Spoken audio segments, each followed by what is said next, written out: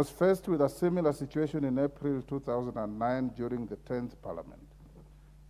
At the time, President Kibaki had appointed his vice president as the leader of government business in this House, which prompted the then Prime Minister to write a letter to the Speaker appointing himself to the same position.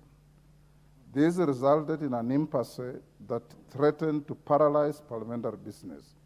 In his ruling, honorable members, Speaker Marende broke the deadlock by adopting an interim measure that resulted in the chair of the House Business Committee being occupied by the Speaker.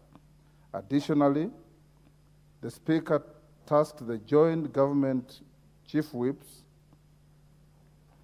to run the affairs of the government in the House and threw the ball back to the President and the then Prime Minister to solve the impasse.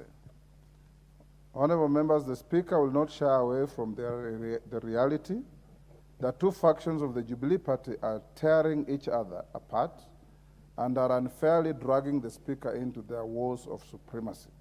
However, to the extent that both factions collectively and separately have a stake in the conduct of parliamentary business, I'm inclined to exercise the powers conferred upon me by Standing Order Number 1 to facilitate the continuity of the business of the House until such a time as the competent authorities make a final determination with regard to the disputes relating to the affairs of the Jubilee Party. In summary, honorable members, I guide the House as follows: that there currently exists no bar against the decision made by the minority party to replace its deputy whip. Standing Order 20A5 requires the Speaker to convey a decision to replace a whip to the House. In this regard, the Honorable Mark Mwenje MP forthwith replaces Sabina Chege MP as the deputy whip of the minority party. That to give effect the provisions of Article 36 of the Constitution on Freedom of Association and Article 38 of the Constitution on Political Rights, which confer upon each member of the House the right to determine which entities they wish to be associated with and right to make political choices. Order. The Jubilee Party is hereby recognized as a parliamentary party within the meaning of Standing Order 20A.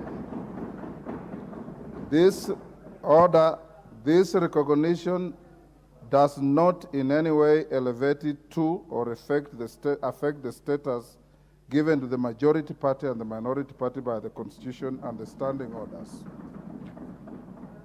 That consequently, the Honorable Sabina Chege, by virtue of the written support of 21 members out of 28 members of the Jubilee Party in the House, in the letter dated 13th June 2023, and on account of her having been the last officially recognized member of the Jubilee Party, forming part of the leadership, is allowed to perform in the interim the role of the whip of that party in the House.